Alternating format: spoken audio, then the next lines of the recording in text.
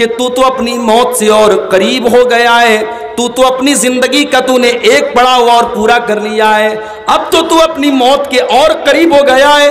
اب یہ خوشی کا مقام نہیں ہے، اب تو یہ غم کا مقام ہے، یہ تو سوچنے کا مقام ہے، یہ تو اپنے آپ کا امتحان لینے کا مقام ہے کہ میری زندگی کے 34 سال پورے ہو گئے، اب میری موت سے میں اور زیادہ قریب ہو گیا۔ میرے نوجوان ساتھیوں، جب شیطان آپ کے دماغ میں یہ خیال ڈالے کہ ابھی گناہ کر لو، بعد میں توبہ کر لینا، تو شیطان کو قرآن کی یہ آیت پڑھ کر کے سنا دینا، وَمَا تَدْرِي نَفْسٌ بِأَيِّ أَرْضٍ تَمُوتُ۔ اللہ کے پیارے نبی فرماتے ہیں ان العبد لَيُحْرَمُ الرِّزْقَ بِذَنْبٍ يُصِيبُهُ، بندے کی روزی کو چھین لیا جاتا ہے اس کے گناہ کی وجہ سے۔ گناہ کی وجہ سے آپ کے کاروبار پر اثر پڑتا ہے، آپ کے بچوں کی صحت پر اثر پڑتا ہے، آپ کے گھر کے سمبندوں پر اثر پڑتا ہے، پتی پتنی کے رشتے پر اثر پڑتا ہے، ساس بہو کے رشتے پر اثر پڑتا ہے۔ گناہ اتنی منحوس چیز ہے جو آپ کی روزی روٹی اور آپ کے گھر کے اوپر بھی اثر ڈالتی ہے میرے پیارے ساتھی۔ اسی لیے اللہ تعالیٰ قرآن کے 14ویں پارے میں فرماتا ہے ضرب اللہ مثلا قریۃ کانت آمنۃ مطمئنۃ یاتیہا رزقہا رغدا من کل مکان۔ او لوگو، اللہ تعالیٰ ایک مثال بیان کر رہا ہے۔ ایک بستی تھی، ایک گاؤں تھا، بڑا خوشحال تھا اور ہر طریقے کی روزی روٹی اس گاؤں میں ملتی تھی۔ اس گاؤں کو کوئی طریقے کی تکلیف نہیں تھی، کوئی پریشانی نہیں تھی۔ فکفرت بانعم اللہ، لیکن جب اس گاؤں کے اس بستی کے لوگوں نے اللہ کو ناراض کرنا شروع کر دیا، جب انہوں نے پاپ کرنا شروع کر دیا، جب انہوں نے گناہ کرنا شروع کر دیا، فکفرت بانعم اللہ، جب اس بستی کے لوگوں نے اللہ کی ناشکری کرنا شروع کر دیا، فاذاقها اللہ لباس الجوع والخوف بما كانوا يصنعون، اللہ تعالیٰ نے اس بستی کو بھوک اور پیاس کی تکلیف میں ڈال دیا۔ اس بستی کے لوگ بھوکے رہنے لگے، اس بستی میں سوکھا پڑ گیا، اس بستی کی جو خوشحالی تھی اجڑ گئی اور وہ بستی ویران بن گئی، وہ بستی پریشان بن گئی۔ گناہ کرنے سے انسان کی روزی روٹی پر اثر پڑتا ہے، گناہ کرنے سے انسان دنیا میں اپنی عزت کو کھو دیتا ہے، دنیا میں بھی ذلیل ہوتا ہے اور آخرت میں بھی ذلیل ہوتا ہے۔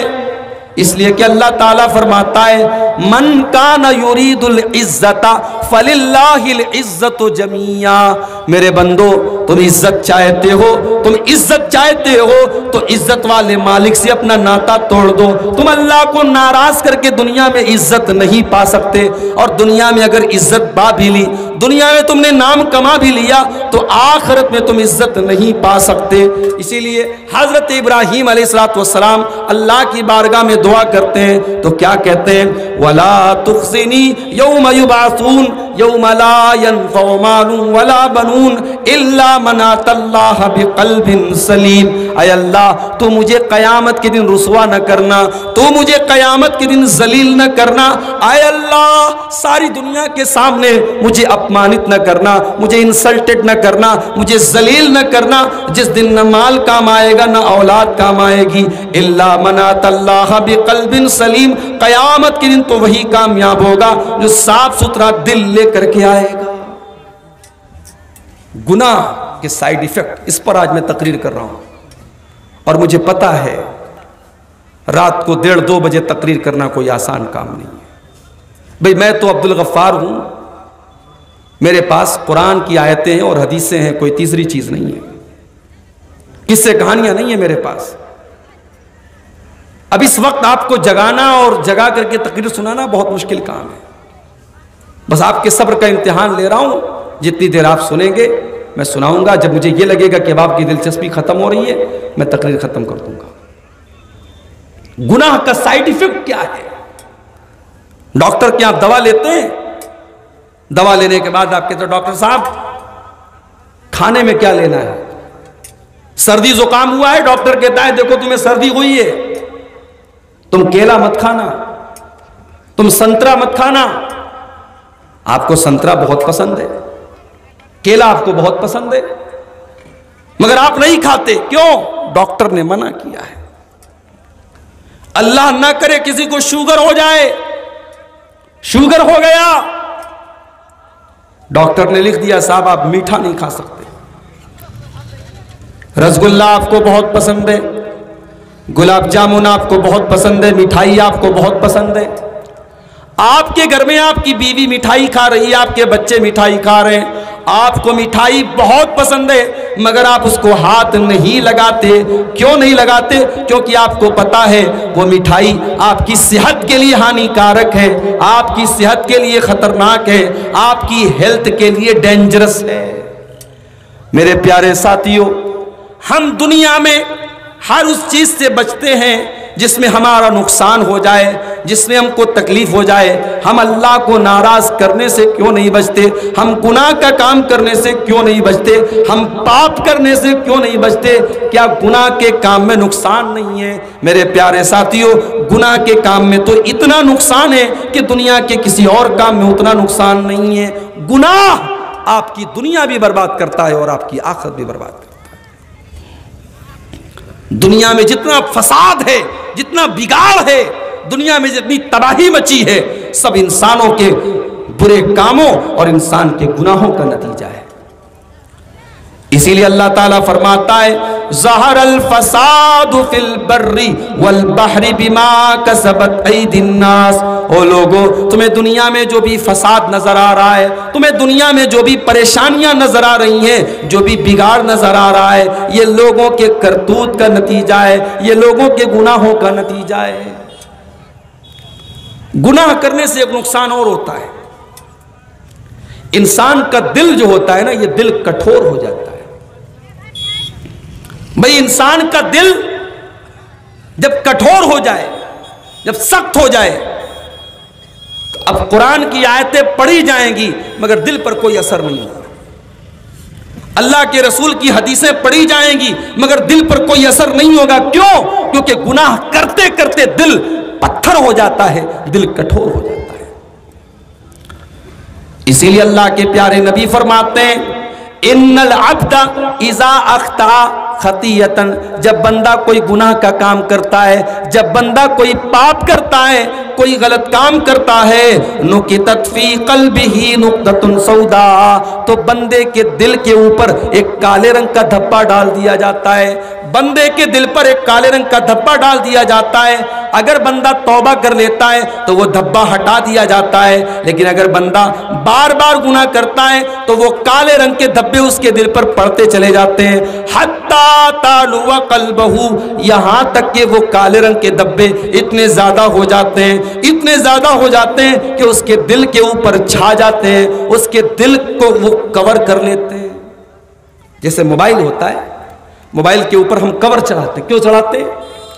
تاکہ اگر ہمارے موبائل کے اوپر پانی گرے تو پانی ڈائریکٹ موبائل میں نہ جائے، کور اس کو روک لے۔ موبائل کے اوپر ہم ٹیمپر گلاس لگاتے ہیں تاکہ موبائل اگر گرے تو موبائل کی اسکرین نہ ٹوٹے، اس کا ٹیمپر گلاس ٹوٹے۔ دل کے اوپر بھی گناہ جو ہوتے ہیں میرے بھائیوں، وہ ایک قسم کا گلاس چڑھا دیتے ہیں۔ اب اس کے بعد جب دل پر گلاس چڑھ گیا، جب دل پیک ہو گیا، تو اب قرآن کی آیتوں کا اس دل کے اوپر اثر نہیں ہوگا، اس پر نبی کی حدیثوں کا اثر نہیں ہوگا، اس پر اسلام کی باتوں کا اثر نہیں ہوگا۔ ہمارے مدرسے کے بچے بیٹھے ہوئے ہیں، ان کے لیے بھی ایک بات کہنا چاہتا ہوں، گناہ کرنے سے بچو۔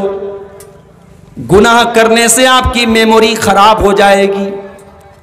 آپ نے جو قرآن اتنی محنت سے یاد کیا ہے، یہ قرآن آپ کو بھول جائے گا گناہ کرنے کی وجہ سے۔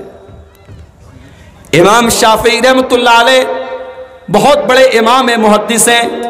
امام شافعی اپنے استاذ کے پاس جاتے اور کہتے ہیں کہ استاذ صاحب یہ بتائیے، میں جب کوئی آیت یاد کرتا ہوں، جب میں کوئی حدیث یاد کرتا ہوں، میں بھول جاتا ہوں، قرآن بھول جاتا ہوں، حدیث بھول جاتا ہوں، کوئی طریقہ بتا دیجئے، کوئی سولوشن بتا دیجئے۔ السلام علیکم جے بھائیرا কিছু গান টান দিতে ছুটে গেছো, মৌলানা সাহেব আর আধ ঘন্টার মেহমান আছে আমার মধ্যে, আধ ঘন্টা কইবে, যারা যাইছো ওরা কাছে অনুরোধ যে না আধ ঘন্টা শুনেলাম। ইনি একটা উত্তরপ্রদেশ বানারস থেকে আসছেন, মুসাফির মানুষ, এই সবারই লেগে একসাথে দোয়া করে দেবে। যেরকম হারকে বাংলা বক্তা যে আন্দাজে যে সুরে টাকা উঠায়, সে এগুলা ক্যাপাসিটি কি এগুলা এই জিনিস অন্য রাজ্যে নেই বাঙাল ছাড়া, সীমাঞ্চল ছাড়া। তো সে লেগে আপনাদের কাছে অনুরোধ যে পারবেন দিয়ে যান। মৌলানা মুসাফির মানুষ আছে, ও একটু আপনারাকে একদম ইজমালি তর পর লাস্ট দোয়া করে খতম করে দেবেন। সালাম।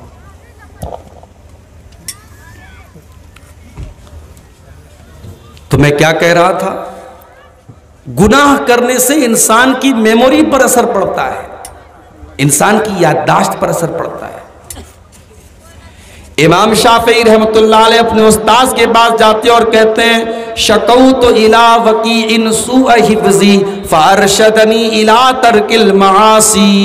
इमाम साहब कहते हैं कि मैंने अपने उस्ताद इमाम वकी इब्ने जर्राह से पूछा कि जब मैं कोई चीज़ याद करता हूँ मैं भूल क्यों जाता हूँ। इमाम साहब के उस्ताद ने कहा, ऐ शाफी तू गुनाह करना छोड़ दे, तू पाप करना छोड़ दे।